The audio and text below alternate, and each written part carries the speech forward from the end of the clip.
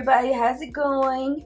This is Coach Cookie, your life and relationship coach. Thanks for tuning in to my first episode of Rising Higher. Here we chit chat about life and relationships and how to not only survive but to thrive. In today's video, I want to focus on how we end up in toxic relationships and how to break the cycle. But before we jump into that, I would like to tell you what you can expect every week on Rising Higher with Coach Cookie. I will have a segment called High Points where I will be providing the highlights and a few comments from my listeners from the week before. There will be another segment called Cookie's Commentary where I will provide my opinion on personal and or social issues.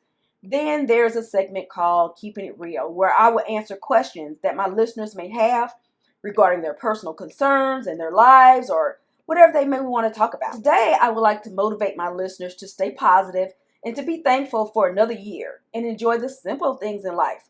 My affirmation for today is my thoughts don't control me.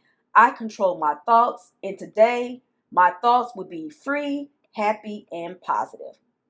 Okay, so we are going to keep it real today. I do have a question for today. It's coming from one of my clients. They asked me, hey, Coach Cookie, I'm very confused about how this man feels about me. He keeps giving me mixed signals. Please help. I don't know what to say or what to do. Okay, first off, this is going to be my favorite segment of the show because I'm going to be able to answer your concerns and your questions and some things that you all may be going through. Okay, first off, there is no such thing as mixed signals. He is telling you exactly how he feels about you. I need for my women to pay attention to what the man is really saying. When a man is hot one day and cold the next day, that means he's not into you and there's something else that's going on.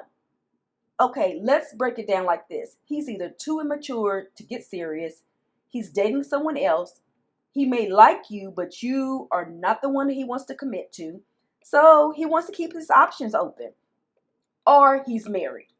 The only reason he's with you is because you have given him permission to play with your emotions, and more than likely you're making excuses for what he's doing. Let's be really clear. When a man is really into you, you're going to know it. Women, if at any time you question something that a man is doing and it doesn't feel right, walk away and move on. Okay? So that was my Keep It Real tip for today. Let's get into the topic. Why we end up in toxic relationships and how to break the cycle. So I believe that the root of the problem stems from our childhood. As a child, we are emotionally detached because our parents discouraged or ignored our emotions. Like even if we were raised in a household that didn't have a lot of trauma, believe it or not, most of the parents are not even aware what they are doing to their child. So in my experience, my parents divorced when I was 6 years old. I was raised by my mother. I didn't have a childhood of severe trauma, but at the same time, there was not a lot of nurturing or saying, I love you.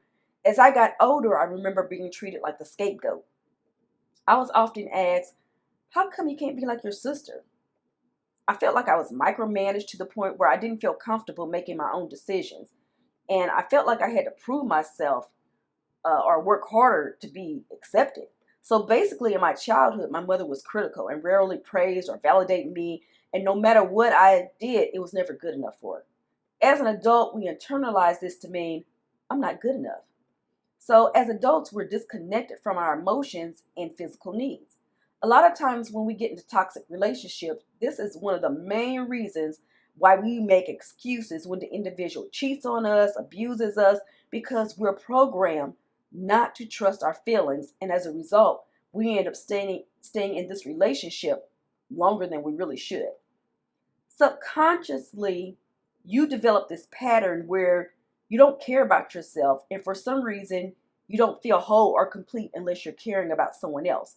So we search for people who will provide validation that we didn't receive as a child and someone we can care about. As adults, we develop the wrong concept of a relationship.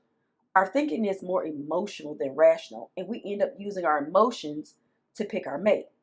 I'm sure you have a list for what you're looking for in a mate. He has to be 6'2", tall, dark, and handsome. He has to have his own teeth in his mouth.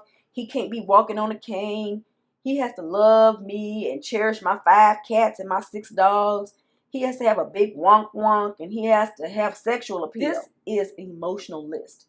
It's not rational. And some people try to figure out, why am I still single? It's because when we get caught up in our emotions, this person that we've created on this list does not exist. Think about it. Look at your list and tell yourself, is this an emotional list or is this a rational list? Again, if it was emotional, it's not realistic. And I hate to tell you, but that person literally does not exist.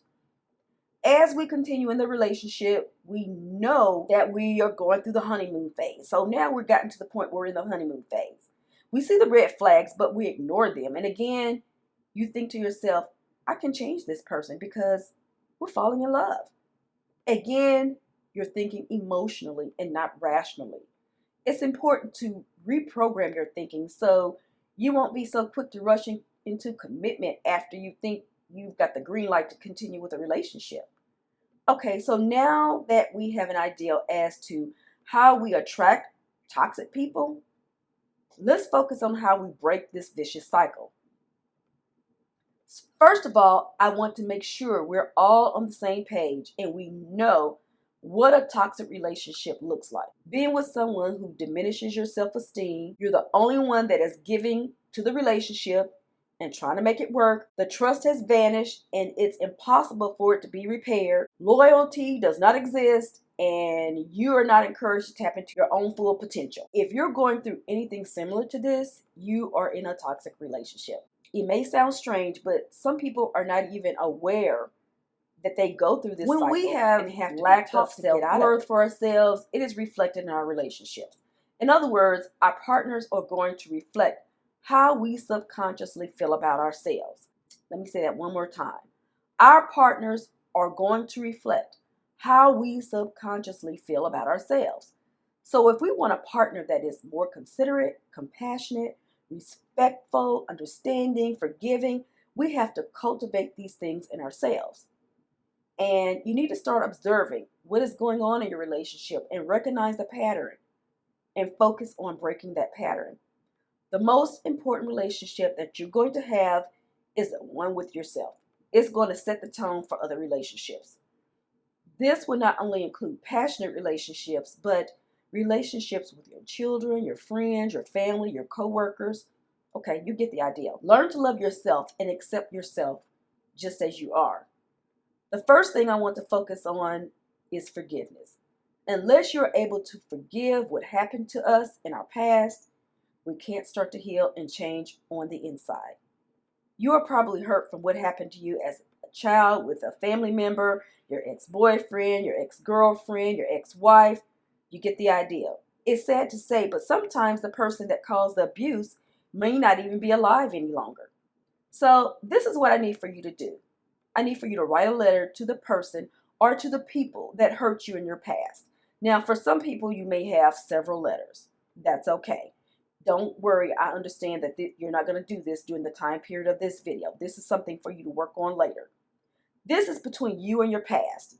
Write a letter telling them exactly how they made you feel, how deeply they scarred you. Don't hold anything back. Cuss your heart out if you want to. Write out everything in detail that you can think of. And it helps to make a list. We tend to remember the words and action that cut us deep, so you have no problem writing everything they did that hurt you. Make sure you write down everything you remember and be as honest as possible. As you write these letters, you will feel the release from the hurt and the anger, and then you will experience a feeling of peace and joy. Remember to focus on your intention to let go of the toxic energy and heal. They may not deserve forgiveness, but you do. Then you need to read the letter out loud. It really helps if you can share the letter with a special friend, your significant other, or anyone that you really trust that's going to respect what you're going through. Because more than likely, it is going to be a very emotional experience for some people, and it's good to have someone there. Okay, on the other hand, I get it if you don't really have anyone that you can trust to read it to. Let me tell you, I read my letter to my teddy bear and then burned the letters in an ashtray and buried the ashes in the yard. it was like I had a funeral about the abuse in my past and I buried it. If you feel like you would like to read the letter out loud to someone, but you don't have anyone that you can trust to share that with, hit me up on my email at heycoachcookie@email.com. I'll send you my personal information and you can call me. We can talk about it. So once you finish reading the letter out loud, tell this person, I forgive you and I love you. Burn the letter or the letters and let it go. Now, I know that this step is going to take some time for some people. This is not anything that we're going to be able to do overnight. You might have several letters, and then it might take weeks before you read the letters and go through the steps and the emotional change and everything. But once you do that, okay, now that you've forgiven the people you hurt and you've gotten through that part and you've buried the past, now you can focus on your healing. So the next step is going to be that you're going to start working on yourself. Start doing the things that give you excitement, that give you energy. For example, you may love cooking. Take a cooking class or look into starting a channel that has something to do with cooking. Learn who you really are and find your purpose in life. The ideal is that this is your time to love yourself and do things that others may have taken away from you or you felt you missed out on. As you do this, everything will naturally shift based on the way you feel about yourself. As you truly start to heal, your eyes will be opened to a brand new world. You won't tolerate the things that you tolerate before in any of your relationships. I hope this will help you and give you a good start to your healing process. I know for a lot of people, this is going to be very difficult.